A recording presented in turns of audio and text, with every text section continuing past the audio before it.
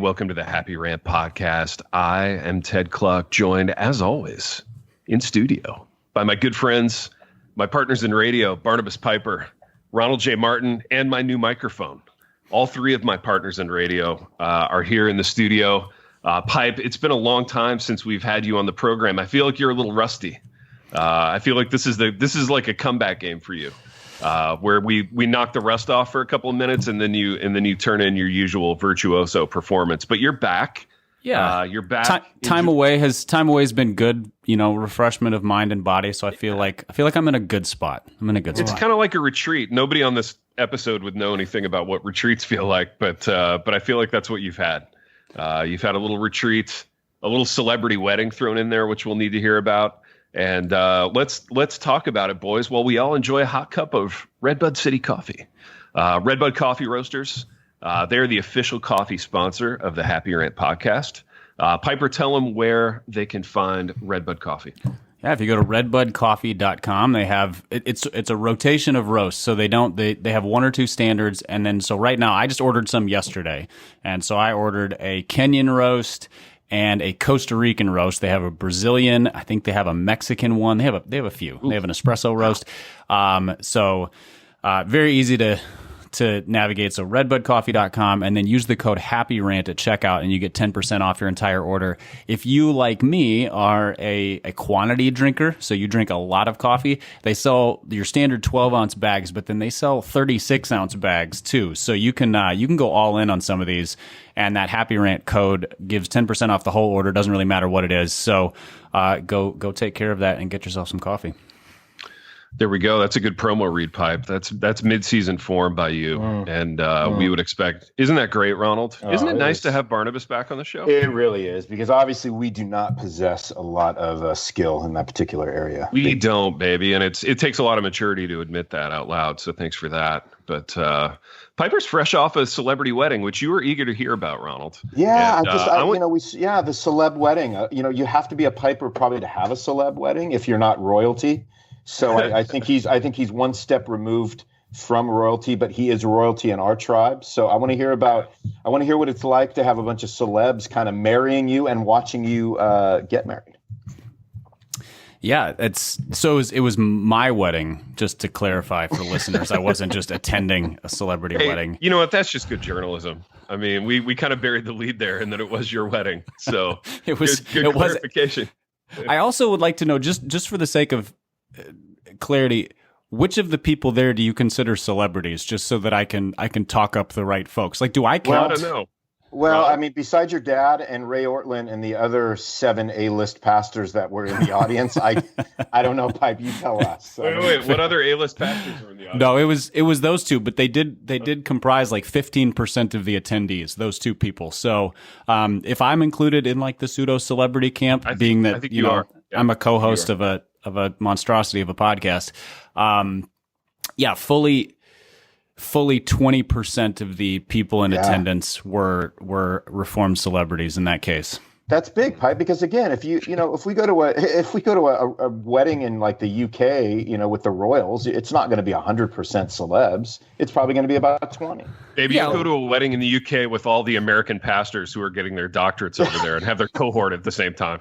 Yeah, I can't wait. Yeah. But if it was like a royal wedding, everybody would have a title, which unfortunately we don't give out in the United States. It'd be like Duke of this and Lord of that and whatever, which just it adds a level of class, shame. which we lack in the United Lord States. Ortlund. Well, we're Americans. We're the worst. So yeah, what would his title be? Would he be like Ray Ortlund? I would say he's like the Duke of Williamson County, or what? The Duke of Ortlund. I like that. No. Dude, Ortlund just sounds royal. Ortlund is royalty. That's just like a royalty sounding name. Yeah, and I feel like my dad would be Lord Piper. I think that's so Duke Ortlund and Lord Piper. But yeah, so I got married in the last week of July, and Ray Ortlund officiated the ceremony. So it's sort of doubly blessed. You've got the fact that God was in everything, but then when Ray speaks those words, it has an additional gravity to it. And then my dad was in attendance, as was my mom, and he did not play a part in the ceremony because. So here's one of the best things about Ray Ortlund that stands out from almost every other Reformed pastor I've ever met. Mm-hmm. He excels at brevity. Oh, it was like a 12 to 15 minute ceremony. Yeah, tell us what that's like. We have no idea. He's so good at being like, what is the point of what we're doing? Let's just get to the point. So, like, if you sit down at a meal with Ray and he prays over the meal, his prayer usually goes something like, "Dear Lord, thank you so much for this food. Amen." You mean the meal's not like cold and like turned by the time he's done with his? No, it's the kind of thing where like the waiter's like, "Here, let me get you a refill on that drink," and he can pray between the waiter asking to get you the refill and then bringing the refill back. That's clutch, dude. Wow. That is so clutch. So yeah, so his homily was admittedly a bit of a fog in my mind, being that it was a big day, but maybe 5 to 7 minutes. Wow. Yeah, and then there's none of like, we didn't add in a whole bunch of like extraneous stuff, partly because it was a small ceremony, just family, and then partly because we don't like all that stuff. So, no special music. We didn't have a big wedding party. My daughters were they were the only two who stood up. Nice. Because honestly, if we had picked like close friends and family to stand up, everybody in attendance would have been standing the whole time. So that would have been weird. Sure. It would have been like a service at our church. Just like aerobics. Everybody's stand up, standing sit down for an hour. Yeah, and then we, so we did it at this sort of this old house, an old farmhouse in Brentwood, Tennessee, and that looked dope. The pictures looked dope. Oh, it was a beautiful place. They've done a great job, kind of like keeping the old feel, but putting in things like central air and stuff, so it's comfortable. I actually think half the old farmhouses in Brentwood are like faux, and they're just for photo ops. This one, like, they have historical plaques and stuff, so it's dates back to the late 1800s. I did, for anybody wondering, I did verify it was not a plantation house, because I was like, I don't know if I want to get married at a plantation. Apparently that's Ron and I were concerned. We were about to shame you for it. Yeah, I was getting canceled on my own podcast. Signal. Yeah. And then we did dinner all together, which basically felt like a big, wonderfully catered family dinner, because everybody there, there wasn't a big crowd. And then, of course, the two celebrities began talking about death at their end of the table. See, of course. Leave it to a couple reform guys to lighten the mood. Yeah. Ray was laughing about death, and because he's joyful. and my dad was lighthearted, but also like, we're just sitting there 10 minutes like, I'm like, what is happening? Why are we talking about morbidity and death and when we kick the bucket? And Dude, they should team up and do a podcast just on death. And like, no joke, I would listen to it. It'll be a blend. They'll really balance each other out, T. You know what I mean? Like, you get like Ortlund's optimism, you get like Piper's intensity. I mean, that'll be something else. Dude, I would legit listen to that. They're both so realistic. Like, they're both, so Ray's 70, my dad's 74 or so. And they're like, yo, we're going to be dead soon. Yeah, they're like, I don't know how much time I have left. I got to use the time I have. I got to, make the most out of these days. I have to, love my family well and, serve as well as I can. And they're starting to talk about, making sure that the people they're leaving behind are well taken care of. And there's just there's a clarity. Like, there's no sort of tap dancing around the subject. It is a little bit odd when those are the conversations at a wedding reception. However, time and a place for it, maybe not there, but I think my dad generally thinks, this every moment could be his last, so why not talk about it whenever? And real fun at a celebration. I love it, dude. But yeah, so that was the extent of it for the most part, and then Lauren and I got to leave the country and go to Mexico for a week for our honeymoon, and that's where I was when you guys really stepped up and filled the void and recorded an episode, and really, just appreciate you taking over and just handling all of that. I didn't think about it once, I'm going to be honest. Dude, listen, no problem. I mean, I don't want you to celebrate us for what we were able to do, but it was probably hard not to while you were at your celeb honeymoon in Mexico, not just thinking about us, thinking, man, my appreciation and gratefulness for them is just grown. Yeah, dude, my heart's full. and you're sitting on the patio of your condo in Mexico, like staring out wistfully into the ocean, and your lady's like, she's like, babe, what are you thinking about? And you're just like, Ted and Ron, just thinking about the work they're doing, how they're kind of suffering in my absence, and just full heart.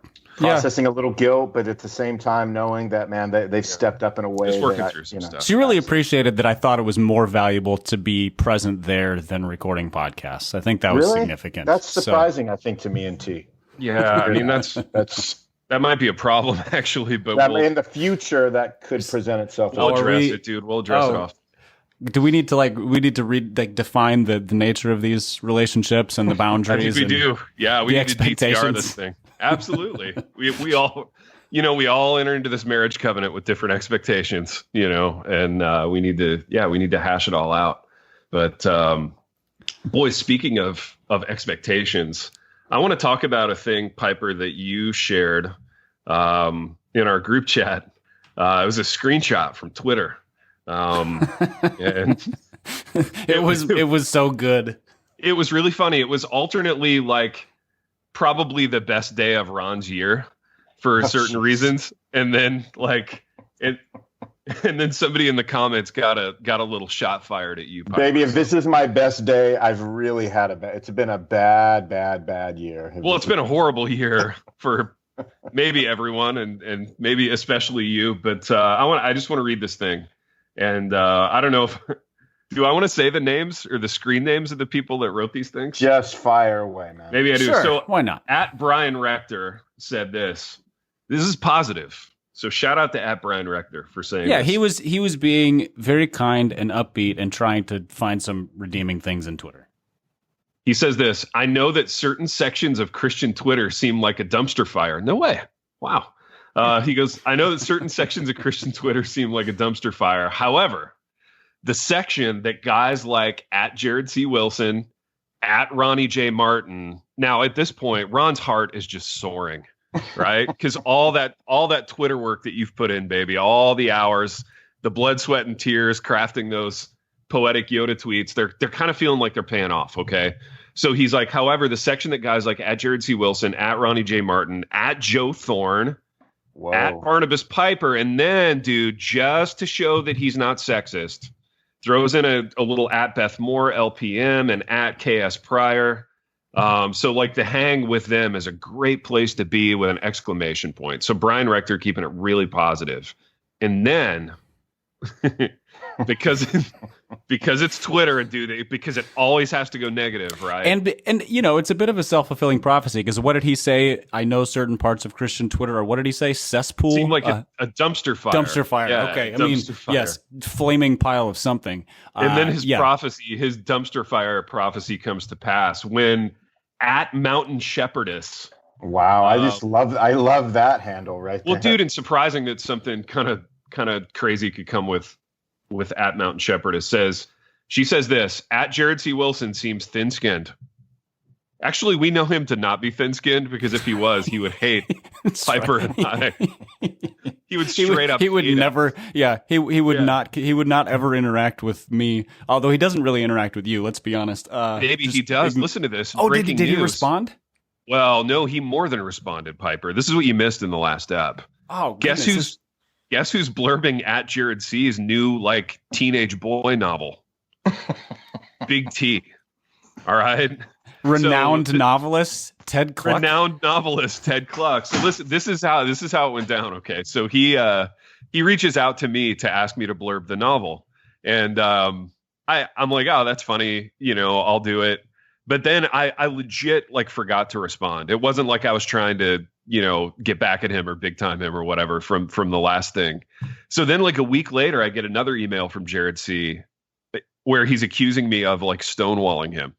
And then I hit him back and I'm like, baby, I'm not stonewalling, I promise. So I'm blurbing his teenage boy novel. So I did tell him though, I probably won't read more than 4.5 pages. So that's my over under on a blurb read. But dude, me and Jared, we're thick as thieves now. Maybe we'll be taking a picture in front of a little brick painting or a mural Baby, go easy. Let's not overlap into territories that we're aren't going to be yours. maybe me and Jared C are running out to TJ Maxx ahead of time to grab a new outfit.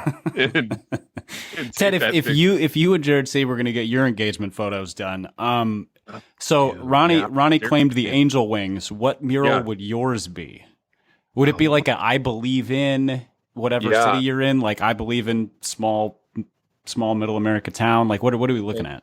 Yeah, because it's got to communicate that we care about small towns, because we're just a couple of regular small town pastors, even though he lives in a major metro area, and even though I'm not a pastor, and neither is he at this point. So yeah, that's even better. The best pastors are non-pastors. Let's be honest. But I don't know. I'll have to think about what kind of a mural backdrop I want for our engagement pics. Maybe we'll go with maybe we'll go full Williamson County, Brentwood, though, and we'll go with like a dilapidated barn in the country. I feel like that's a solid engagement pic backdrop. But I got to give that some thought. Anyway, I think like industrial underpass, big concrete stanchions and stuff. Wow. I think that gritty, kind of early 2000s subtext. We care about the city back when the city was the big thing. Yeah, for sure. So we'll go all like 2004 on it. I love it. Let's get back to Mountain Shepherdess, though. She deserves. Yes. Sorry, burying the lead again. So, Mountain Shepherdess says, at Jared C. Wilson seems thin-skinned. He recently blocked a Twitter friend of mine, a funny Christian dad from the South. Is Piper carrying on the unhealthy teachings of his father? Or has he broken ranks? ? And that's it. And then you said, Piper, you said something really funny. You said Twitter is the best. And Ron said, I heart it so much. So yeah, that's kind of in a nutshell, I think everything great and terrible about Twitter. So Ron has a great moment. Piper gets checked by Mountain Shepherdess, and there we are. So I still don't know if I've broken ranks. I don't know. I'm confused as to my own position. I know. And Ronald and I are confused as to your position. It's kind of a delicate dance, isn't it? Yeah. Well, it is when when you won't come out and just state who you are and what you are, Pipe. Yeah, it is a delicate I know. dance. I'm sorry I hold back so much on what I think and my Ron, general is convictions the and opinions. Twitter handle, is that actually you? Is that another account you have? I mean, that would be something. That would be a handle I would love to have. Dude, Mountain Shepherdess. I love the Shepherdess. Ronnie's burner account. It's Ronnie's burner account. He's like Kevin Durant. Of all the titles I could come up with, I come up with Mountain Shepherdess. Absolutely, dude. Fun stuff, man. Fun stuff. I don't know though. I think Piper both has and hasn't broken ranks. Yeah, there's a combo. There's a combo thing going on there for sure. For sure. I don't think I mean, Big T, I don't know about you. I'm not super concerned whether he has or has not broken ranks. Well, I'm not either. And maybe that's an indictment of us, Ronald. Maybe that's like if you wake me up in the morning, you go, "Hey, Big R, Pipe's broken ranks." I'd be like, "Huh?" Yeah. And if you told me on the flip that Pipe is secure in the Piper camp, I'd be like, I still don't know what you're talking about right now. I know it, dude. I know it. That's crazy. We gotta establish our positions on that. I think you would be more concerned if I started writing articles about like how tattoos are wrong and how women shouldn't be police officers and stuff like that. Which I guess that's. Dude, could you please write those articles satirically? I feel like that would be a lot of fun. Maybe we should put that into a future project that we are scheming up. That's right. A future big money publishing project that we can't exactly talk about yet. Oh, the Wandering To and Fro project. Is that what you boys are talking about? Dude. Yes. The negotiating to and fro. That's right. That's right. Our favorite. We'll see. We'll see what kind of financial windfall comes our way from that. Working at the speed of publishing. Suffice it to say, boys, Twitter, great place, dude. Great little company. Don't you miss it, Ted? I do, man. Every time you send me these little screenshots, I'm like, doggone it. I'm just going to do it because I need to be a part of this joyfulness. You need some joy in your life. But I do, man. Were you ever really on Twitter? Were you more like a Facebook guy or were you actually a Twitter guy? Well, dude, okay. So like literally 13 years ago, whenever Facebook kind of started, I don't know how many years ago it was, but I was on Facebook for a couple of years kind of at the beginning of it. And then probably like 2011, I got off Facebook and that was the last time I was on any kind of social media. So, So yeah, so you were never really on Twitter. I was never in any way on Twitter. Oh yeah. man. So yeah, dude, it's been almost a decade now, social media free, and I just kick myself. You do all day. Yeah, I kick myself all three because of those platforms. Yeah, well, yeah, of course, I kick myself because I'm missing just great stuff like this.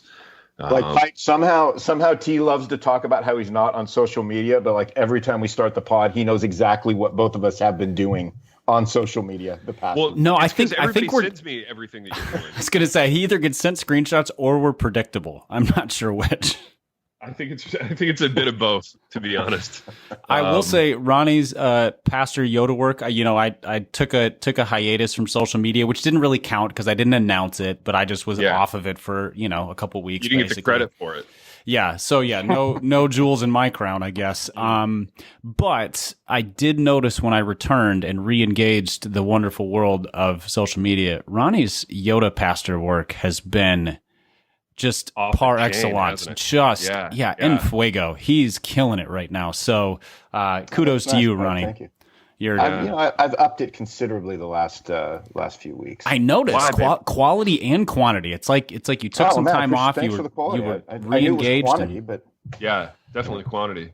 Why have you upped it, baby? Definitely quantity. Yeah, definitely. We're in agreement on the quantity. Okay. Was it an intentional, like, I'm going to double down on this, or was it more like just subconscious? I don't know. I'm just in I'm in such a weird, unsettled, uncomfortable place emotionally, physically, all the ease that I don't know. It's coming out of the thumbs right now. So I don't know. Physically, baby, are you okay? Yeah, doing all right. I'm just it's just these are weird times, and I'm just I'm like everybody else. I don't know what to do, and I'm unsettled, and I'm feeling just kind of strange and weird, and all the dude. Now, okay, I gotta use this as a segue, and I want to hear your thoughts on this, Big R. So, and gosh, my wife's gonna get mad at me, dude. She always gets really mad at me when I talk about whenever she kind of encourages me to listen to an Enneagram podcast, and then I listen to it and I crap all over it on our show. Shocker, she gets upset at that. But she had me listen to this Ennie podcast, dude, and it was an interview with two fours, Enneagram fours, kind of about how like COVID is hitting them as fours. And dude, I realized whenever I listen to fours talk, I hate fours. Yeah, and it was no different with this. I very quickly couldn't stand these people. But they were both, and especially one of them, it was a guy and a girl. So especially the guy was kind of like, man, I think we need fours during this moment that we're in. And I've never been more inspired to write. And I'm listening to this going, Judas Priest, I've never been less inspired to write. Because as the world's burning to the ground, who needs another moderately selling book, who cares? But I hope everybody does, because I got one coming out in October that's going to sell moderately. Is what we meant. That's what you meant to say, Big T. Minus Piper. I hope everyone needs a moderately selling book. Who needs another mid-list Christian book? Hopefully everyone when we do our new deal. But yeah, I'm just listening to these people talk, going, man, I don't know. There's something about what's happening right now which makes me feel like I've never been less inspired to create. But it sounds like, at least as it pertains to Twitter, Ronald, you've been pretty inspired lately. Is that safe to say? It's an easy outlet, right? Twitter. Yeah, it's an easy outlet. That's right. Easy outlet to get bite-sized thoughts out. Yeah. To the pub. So yeah. But yeah, in terms of creation, I'm kind of with you, T. It's like everything feels very uninspiring, and it just feels very what's the point to me. Yeah, it there's a part of it that really feels like that, because you just can't, because I think as an NE4 you're constantly you're always looking for something in the future to look forward to fuel the present, at least for me. And when that doesn't exist. Yeah, that's a really, really exist. It's really hard, because you're just like, well, man, I don't even know. If I do anything right now, is it even going to matter in the future? And I'm a little pragmatic when it comes to things like that anyway, creation stuff. So it's like, man, that's a lot of time expended for no return. And that's rough. I don't know. Yeah. That puts me in a vulnerable spot.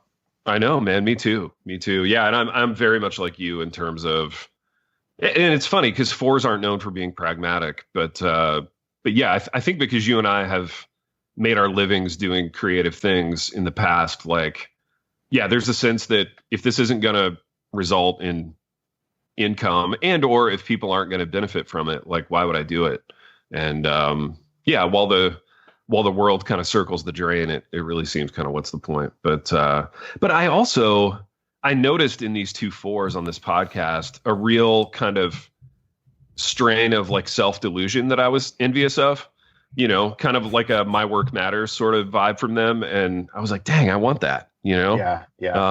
So maybe it was less that I couldn't stand them, but more that I was jealous, I'd really love to be able to, delude myself into thinking that my work mattered. But, but you're not, but there's always lulls in that. And so on a pod, they're not talking about the lulls that they experience or the valleys. They're just talking about this constant stream of, creative fruit that's like, that's blossoming. Here's what's funny about them both though. Like, so the host would ask him a question and these two guests are both like quote unquote influencer types or whatever. So they would start out answering the question with like influencer talk. And after they both talked for 10 minutes, then it would get honest. And by the end of it, they were like, yeah, this has been like the hardest 6 months of my life. It's been terrible. But for the first like 8 minutes, it was influencer city, so it's just funny. Is that like telling people what they think they want to hear? Like this is this is what we're supposed to do on Instead a podcast of just kind of being thing. honest from like minute 1. Yeah. It was like, yeah, well, it's been really challenging, but I feel like I've really grown from it. Yeah. Interesting. In a lot of ways, the word that means nothing. Yeah, totally. Yeah, and there's some real kind of language that always comes out in these podcasts. Like, here's a couple of phrases. Number 1, sit in. Like I just really sat in the moment, and COVID's given me a real chance to just kind of sit in my thoughts. Like, what is that? What does it mean to sit in? Like, I don't know. So that one and lean into, like, hey, like that was really interesting, Ron. Lean into that, which I realize I do that on this pod, but I don't know, like influencer talk, man. There's and some of those are you kind of end up with a as a host, this, or if you've been interviewed enough, you kind of end up with transitional phrases, and you realize they're just sort of verbal crutches, and I don't think they mean anything. Like lean into it was probably novel when it was first popularized, 4 years ago. 4 years ago, that's what I was going to say. Now it's just like a verbal You sort of like saying well. It's just a filler phrase. Exactly. Well, boys, I have a question for you guys regarding Enneagram 4s, since I'm not one. Lay it on us. I would have said a year ago that no Enneagram number enjoys talking about their Enneagram number more than Enneagram 4s. Is that still true? Or have other numbers caught up because the Enneagram has invaded all of our minds? Oh, that's a fascinating question. Ronald, you're the resident Enneagram coach on the program. I want you to address this first. Oh man, that's I'd never even thought about it like that, Pipe. That's pretty insightful. I got to give that one to you. I think 4. The general sort of makeup of a 4 being so internalized and with those types of things would make it so that they would love to talk about their feelings, and this is a way for everybody to finally understand them, because the worst thing about a 4 is that we feel misunderstood. And so this is a way to sort of say, hey, look, you're getting me now, finally. And that's why I think that's why the Ennie would be big for 4s. I also hear a lot of 5s and 9s love to talk about Ennie. Now 9s are they're like the guys that just get everybody together, make sure everybody's getting along, that like to smooth over things. So there's sort of like this, I want to be the helper guy with a 9 and a 2. So they would like it too. And then 5s are like kind of the brainy, the cerebral. My experience is that 5s loathe talking about it, but that doesn't stop them. It's like they hate discuss it. They don't want to talk about their feelings about it, but they want to talk about it from an intellectual level. So they would get really like excited about talking about it from that standpoint, I think. But I don't know. It does seem like, so I'm thinking of a guy named Chuck DeGroat who talks a lot about the Enneagram, and he's a 4. So he's got a new book coming out about it. Yeah, Whoa. for sure, man. So it's he Dude, wrote the book on. Yeah. Where are we at in the market being flooded with Enneagram books? I don't think we are, man. There's still written by middle-aged white dudes. There still hasn't been a lot of books written about it. Get out of here, dude. There's only a few books. There's also a void because like one of the guys who wrote about it just got canceled for sexual harassment. So, dude, who is that? Not the guy who Ronnie just brought up. As far as I know, he's great. Okay. And I think he's more coming from a pastoral perspective, right, Ronnie? Yeah. Chuck. There's a guy named Christopher Hertz who he kind of did a couple of the most popular books from the Christian perspective. So you had like Ian Crun and Suzanne Stabile, who you just loved listening to. I know, dude. Ted. Boy, what a joy, dude. Yeah, incredible. It was a highlight for you. They were kind of the first ones that I'm aware of who really popularized it. And then Chris Hertz, but he just his books were canceled and everything, and so there's a bit of a void right now. So maybe that's Ted. Is that the inspiration you needed? You're going to write the next Enneagram book? It might be. I'm really thinking about it. Well, guys, I'll tell you what, man. I'm gonna keep this vague, but I think there might be an opportunity for wait for it for us to contribute a chapter of thoughts on the Enneagram. Okay, I'm listening. That's all I'm gonna say. Oh, in a aforementioned hypothetical new project. Correct. Okay. Wow. I think that's a solid idea, Ronald.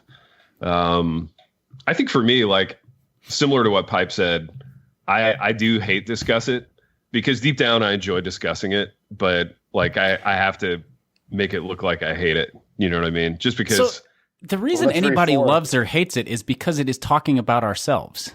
Yeah. So you either love talking about yourself, in which case it's the best, or you hate revealing stuff about yourself, in which case it's the worst. And in either case, you get to talk at length about it. It's just, it's like a black hole of conversation that just sucks us all in. Yeah, but it's a magical black hole of marketing. You know what I mean? Like, it's the best kind of black hole of self-discovery. Yeah.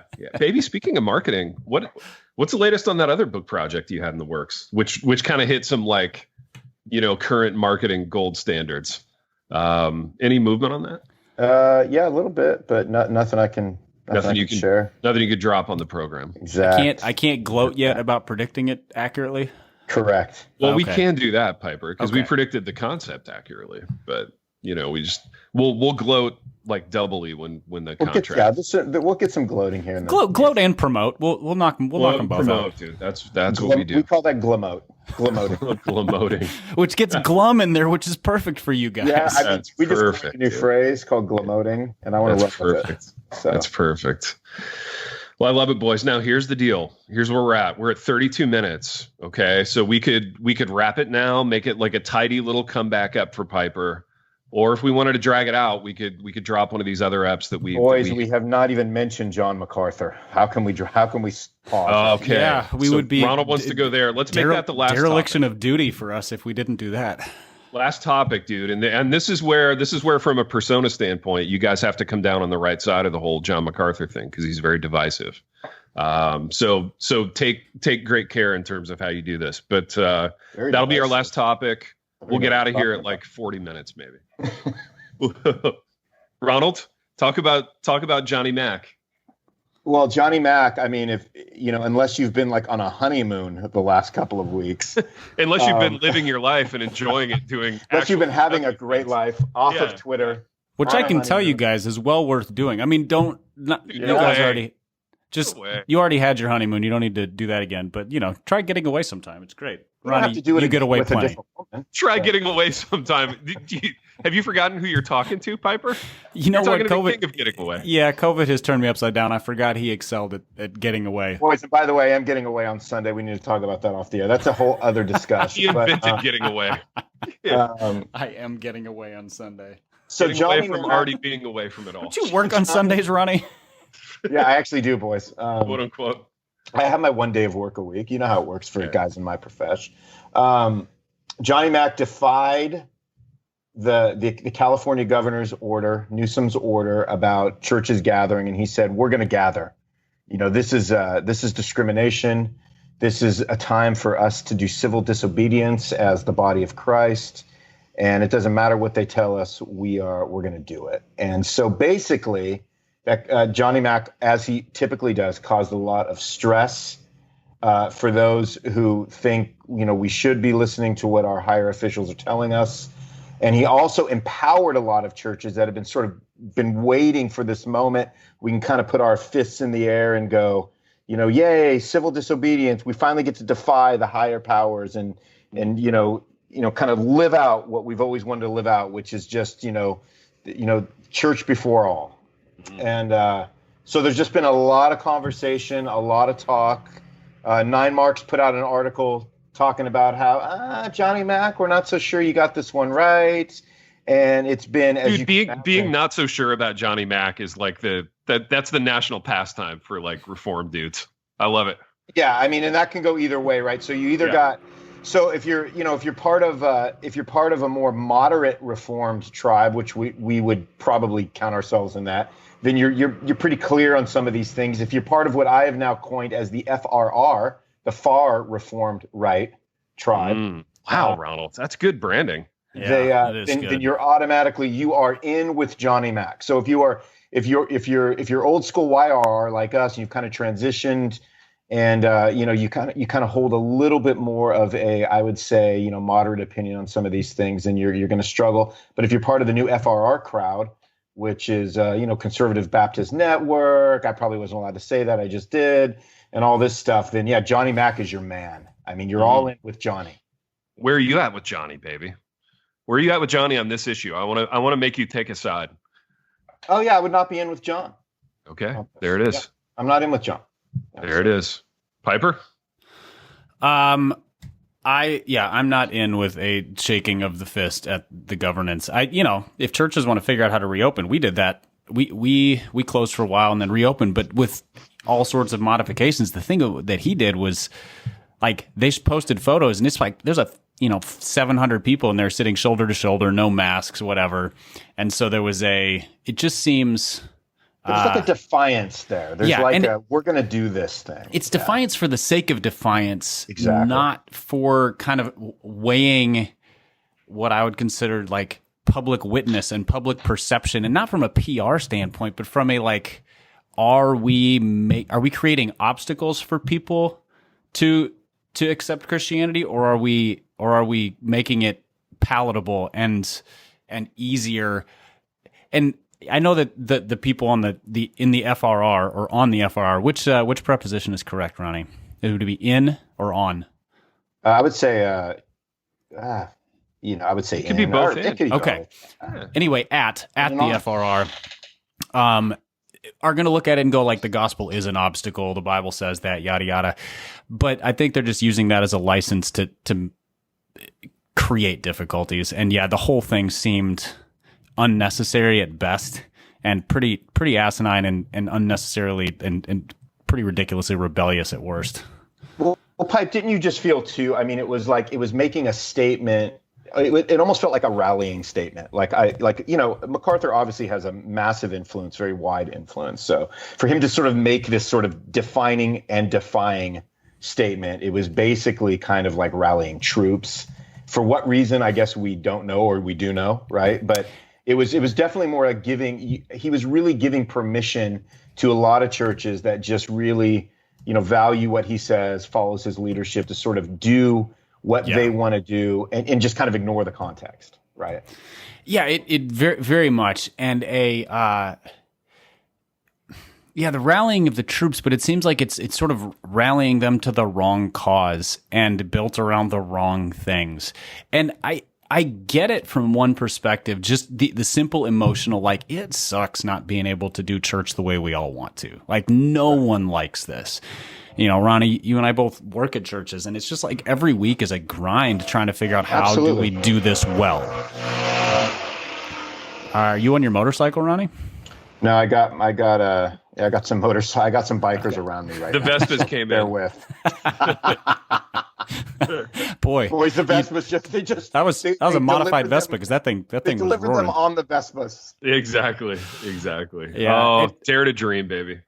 Yeah, the rallying troops thing, I think that's what it was. It felt like sort of a, here I stand, I can do no other. but he could have done any other, and this is not the place to plant the flag, and it just seemed unnecessary. Well, there it is. Good content, boys. Good. See, I love how you have like nothing to add to that. I really don't, dude. All like, right, Ted. Well, no, let's turn this around. Ted, are you with Johnny Mac on this or not? We both answered. Are you with the YRR? Or are you with the FRR? You're not going to say I'm with Johnny Mac on this one. Wow. Yeah. Ooh. Far right reform. Hot take. Yeah. Content, I don't know, dude. We've got to be looking for a new podcast now, boys. It's getting heated. I think we're not allowed to be friends with you anymore. That's what Twitter told me. Dude, cancel me. Let's do a cancellation on the. We would program. cancel you, but you're not on. You're not on anything to be canceled. I'm not on anything that could be canceled. Doggone it. I know. Well, maybe I'll get on all those things so you guys can cancel me for being with Johnny Mac. That's unpopular take. Actually, I haven't really thought about it that much, but you're just being contrarian right now. I'm just being a little contrarian, just because it makes for good media. You know, we can yell and scream at each other for it. But boys, we've done what we always do in this program, and we've done it together. And you know what? That's made me very happy. It's good to have everybody back together on the program. Good to have Piper back from his celebrity wedding.